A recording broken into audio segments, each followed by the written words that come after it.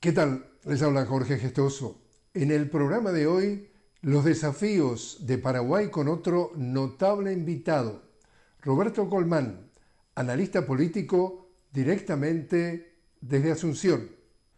Roberto Colmán, una cálida bienvenida al programa. Gracias, para ti también un gusto estar en tu programa amistoso, un placer saludar a tu audiencia. Roberto, el diario ABC de Paraguay, hablando del presidente Santiago Peña, decía escándalo en Paraguay, dice la contratista, entre comillas, favorita del Estado, tiene de socio al presidente Santiago Peña. Cuéntanos más detalles de qué se trata el caso. Bueno, esto es algo era previsible, digamos, en un gobierno de Santiago Peña, que tiene por encima, digamos, al expresidente Cartes como una persona que está dedicada a sus negocios, a sus empresas. Y como usted dice, es un escándalo hoy de varias empresas del holding Bueno Bank, en el cual hay socios importantes del presidente Santiago Peña y el mismo Santiago Peña siendo socio accionista de ese banco. Bueno, banco están teniendo muchos negocios con el Estado.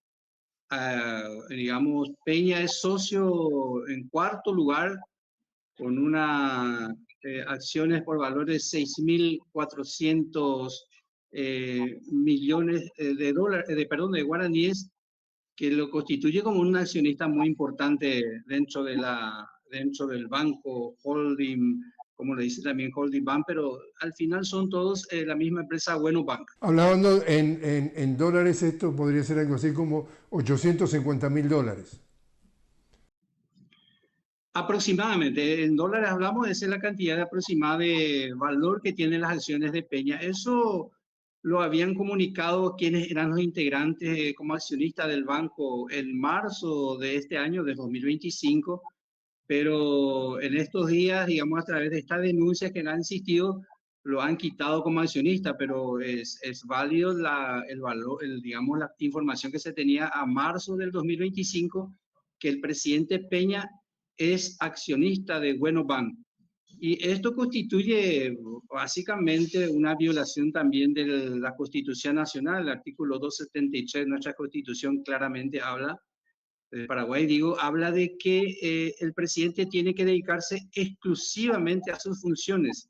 Fue motivo incluso en el 2008 de una campaña muy fuerte de la ciudadanía en contra del anterior presidente Nicanor Duarte Fruto cuando se presentó a ser presidente también del Partido Colorado, cuando la Constitución no le facultaba eso de presentarse a ser presidente de un partido y al mismo tiempo presidente de la República. El tema de la corrupción está enquistado en la vida de Paraguay. Plenamente transversal a todas las áreas, todas las instituciones. Fíjense que en estos días apareció nuevamente el ranking de países más corruptos y Paraguay figura en el segundo lugar en su... Y esto socava, digamos, las bases profundas del Estado paraguayo a ser, digamos, catalogado como uno de los países más corruptos y que de hecho en la práctica existe. Y esto hace que justamente no solamente desde el punto de vista económico, sino desde el punto de vista de la institución del Estado, toda la institución del Estado en este momento, tanto el Ejecutivo, el Poder Legislativo, el Poder Judicial, están en manos, digamos, de un sector, en este caso que está en el gobierno, ¿no? Casi incluso socavando la propia democracia. La historia, digamos, de los partidos tradicionales para pintar el panorama con pinceladas muy gruesas estuvo circulando con el Partido Colorado por siglos e incluso la dictadura de Stroessner. Sin embargo, hubo una pequeña ventana de esperanza con un presidente progresista que en sus 3 y pico de años de gobierno logró avances más que significativos en todo lo que tiene que ver con el campo social. Y sin embargo, la denuncia es que justamente este poder fáctico se encargó de sacarlo, de borrarlo de un plumazo a través del lawfare, ¿no? Es un golpe de Estado blando jurídico en donde no tuvo ni tiempo de defenderse, de preparar su defensa.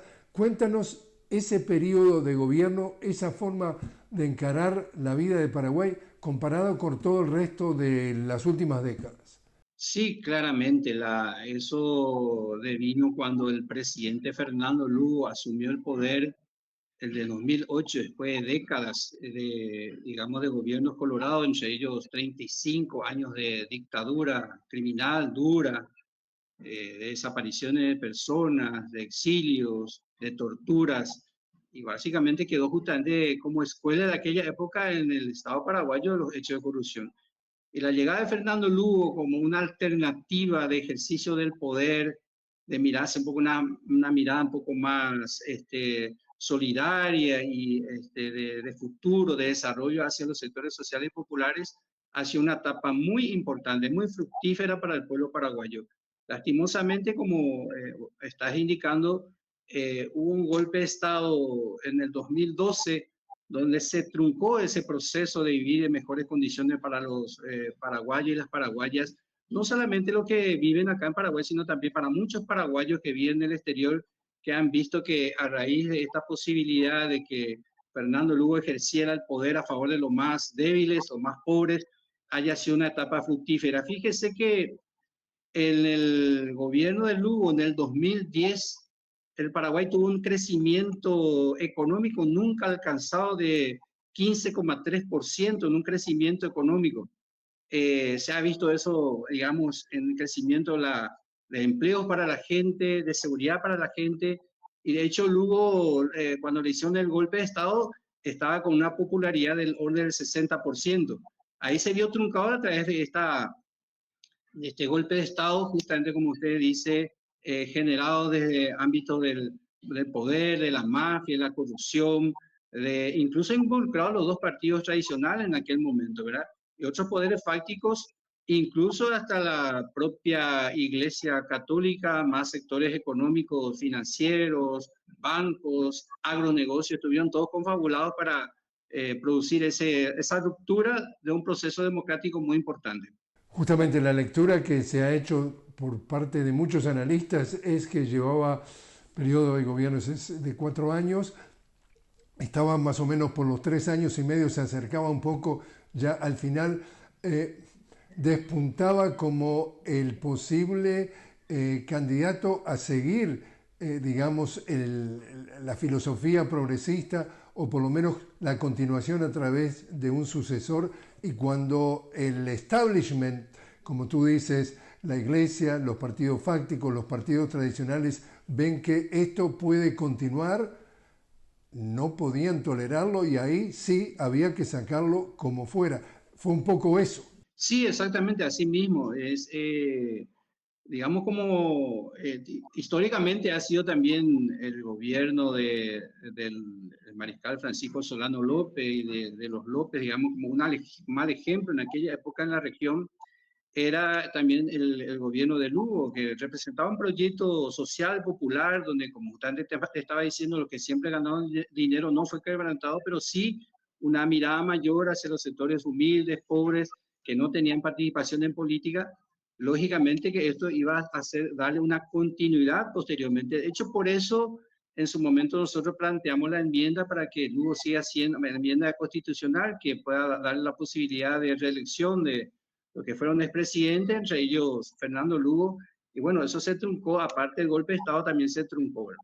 Ahora, Roberto, ¿cómo es que cuando vemos estas, por lo menos, sospechas de corrupción, de que la empresa, como dice el diario ABC, la empresa favorita del Estado tiene como socio al presidente Santiago Peña, ¿cómo reaccionan ante esta información los medios hegemónicos? ¿Lo denuncian, lo ponen en titulares, escarban o esto también queda sepultado bajo la mesa? Bueno, esto de hecho de corrupción, como estábamos diciendo, viene de antaño y acá hay que tener en cuenta lo siguiente, ¿verdad? Que acá hay dos facciones de un mismo proyecto que no tiene nada que ver con un proyecto de cambio para un país que pretenda que sus ciudadanos o su población viva mejor, sino son dos facciones de un mismo proyecto. En este proyecto que no está metido las intenciones de mejorar las condiciones de vida del pueblo paraguayo.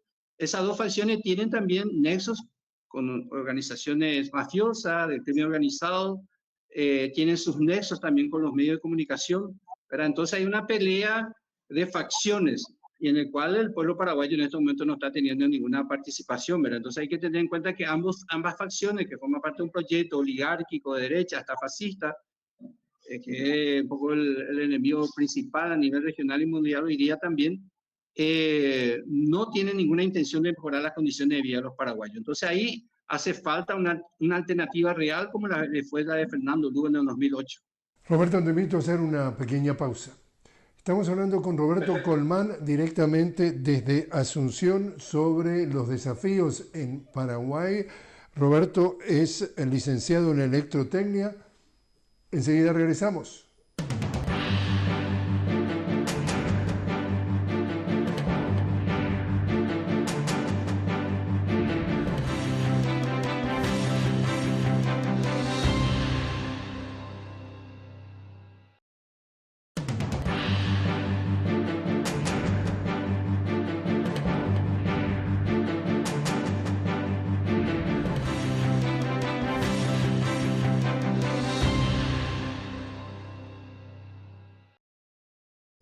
Seguimos hablando con Roberto Colmán directamente desde Asunción. Estamos hablando sobre los desafíos de Paraguay.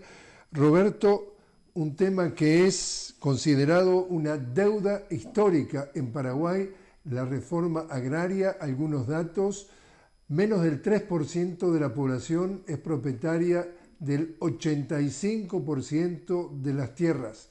Cuéntanos el contexto y dónde estamos. Sí, es perfecto, Nestoso, ese dato. Y vamos a sumarle dos datos más a esa situación inhumana casi que vive la población principalmente rural y en general toda la población paraguaya. El coeficiente Gini, en el caso de distribución de la tierra, considerando que 1 es la desigualdad absoluta, nosotros tenemos en Paraguay 0,94 de coeficiente de Gini. O sea, nos falta solamente 0,06% para llegar a la desigualdad absoluta. Fíjese los datos realmente inhumanos, como le digo, de estos datos que usted dice, de tener esa cantidad de tierras en pocas manos. 100.000 compatriotas están siendo expulsados de sus tierras, emigrando hacia el área, la capital y el área metropolitana, generando un gran cordón de pobreza. Y este es un capítulo, un deber que no pudimos cumplir, excepto en la etapa en que justamente Fernando Lugo estuvo como presidente, donde se pudo conformar un organismo que se llamaba CIPRA, que era la Coordinadora Interinstitucional del Programa para la Reforma Agraria, a través del cual se pudo distribuir tierra a los campesinos, a los indígenas, a atender la cuestión de la producción, tener comercialización. Eso permitió que de alguna manera se pueda disminuir esas consecuencias que estamos teniendo de esa mala distribución de la tierra, de que los campesinos no pueden acceder. Mejoramos un poquitito las condiciones de vida de los campesinos, pero sigue siendo un deber a seguir, digamos, peleando para que esto siga mejorando las condiciones de vida. Pero con este gobierno que tenemos es imposible. Con gobiernos conectados con la mafia, gobiernos de derecha, es imposible. Hace falta nuevamente un proyecto país más social, más popular, con una visión incluso de izquierda progresista. También tenemos un tema caliente que es el llamado a consultas del embajador de Brasil en Paraguay. Cuéntanos los detalles y dónde estamos hoy. Acá lo grave fue la decisión que tomó el gobierno en relación a la paralización por tiempo indefinido de las negociaciones de la revisión del anexo C del Tratado de Itipú. Es cierto, hay denuncias de ese hackeo al gobierno paraguayo durante las negociaciones con Itipú, pero el mismo canciller Rubén Ramírez dijo... Perdón, una cosa, Roberto, un detalle también para la audiencia que nos ve fuera del Paraguay. Estas sospechas o denuncias de espionaje sucedieron bajo el gobierno del ultraderechista Jair Bolsonaro. Siga, adelante, adelante. Sí, bueno, eso es lo que justamente aclaró Lula, que según él confirmó de que hubo tal hackeo, pero fue en la época de Bolsonaro. Pero aún así, yo creo que lo que hizo el gobierno de parar indefinidamente las negociaciones del anexo C, que ya venció en agosto del 2023, estamos 2 años atrasados. Cuando se firmó el tratado, se dijo en una de sus cláusulas de que ese tratado va a durar 50 años, por valor, va a tener una vigencia de 50 años. Eso ya venció en agosto de 2023. Y nosotros tuvimos bueno, que digamos culminando este tema del hackeo, la posición paraguaya más bien es negativa, es altamente entreguista y digamos que va como una alta traición a los intereses del pueblo paraguayo, que realmente como una posición digna es lo que tiene que hacer es reclamar lo que soberanamente le corresponde al Paraguay en esta relación bilateral que tiene la Itaipú Binacional con Paraguay y Brasil, como ha sucedido en la época de Lugo. Y acá estamos hablando también de que hay una represa que se llama Itaipú, que fue construida, digamos, binacionalmente en la frontera de los dos países, y la gran, digamos, discusión de fondo era como la redistribución de los ingresos o lo que tiene que ver con la parte financiera y económica, que supuestamente el gobierno de Bolsonaro hackea información confidencial de Paraguay para su propio beneficio y para eventualmente lo que tiene que ver con sus negociaciones respecto a ese tema de la distribución de ingresos y la distribución de energía. En grandes pinceladas es básicamente eso. Sí, exactamente. Nosotros tenemos un tratado que es de la Itaipú Binacional, que es una binacional, la central más grande del mundo, firmado entre Paraguay y Brasil en épocas de la dictadura. Como le dije, fue firmado en abril de 1973. Tenía una vigencia de 50 años, como ya le dije, feneció en agosto del 2023. Bueno, las bases fundamentales de este acuerdo era justamente que esta represa sirva de desarrollo para ambos países.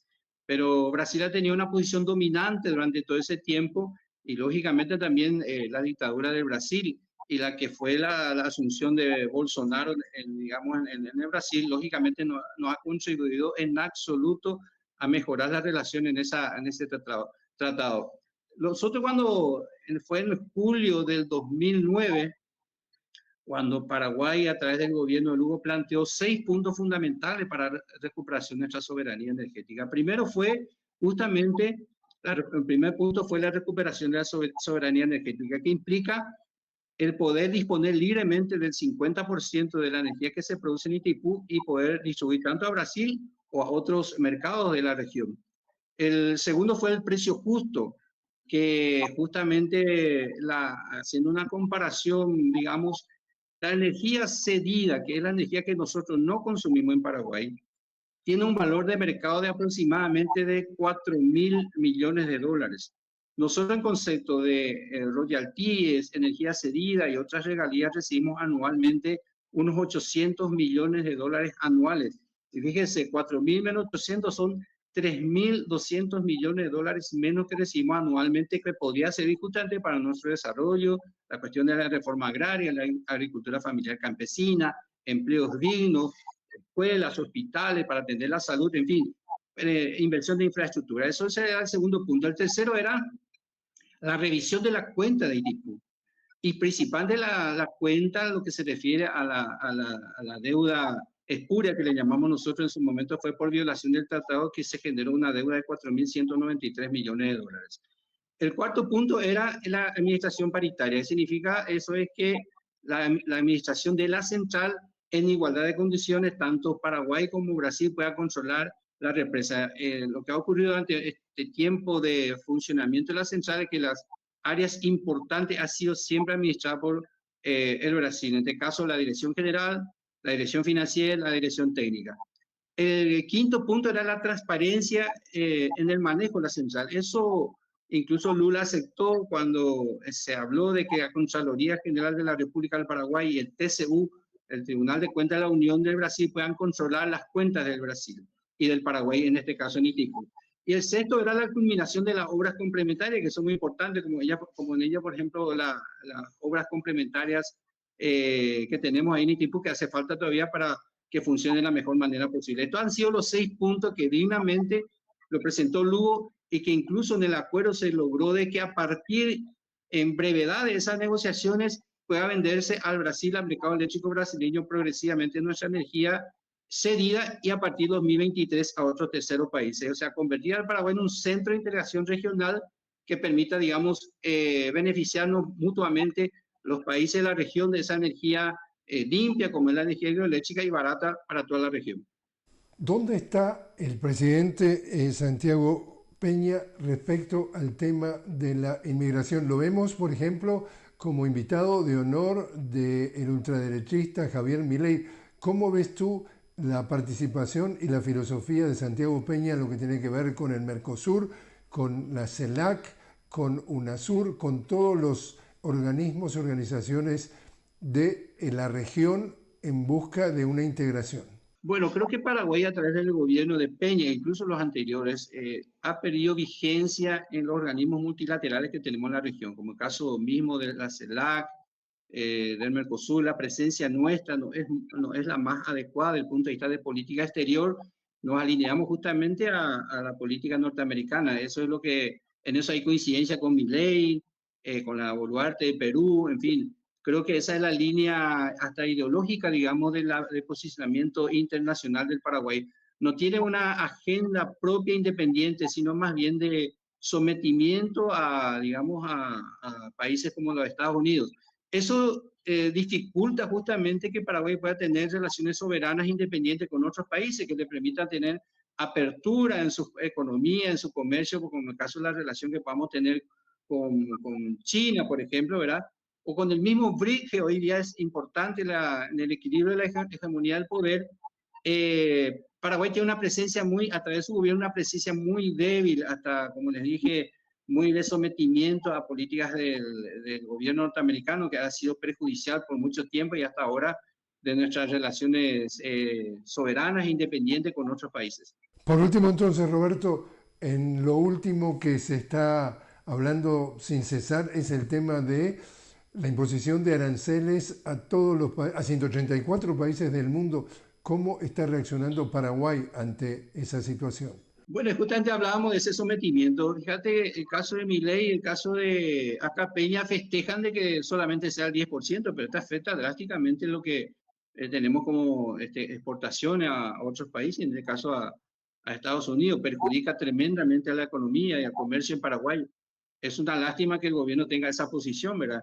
Como decíamos, es un gobierno de sometimiento total al régimen de Estados Unidos, a no tener una presencia independiente y soberana que le podía permitir relacionarse con otros países. Roberto Colman, muchísimas gracias por haber estado con nosotros. Gracias a ustedes, Néstor, ha sido un placer y a tu audiencia.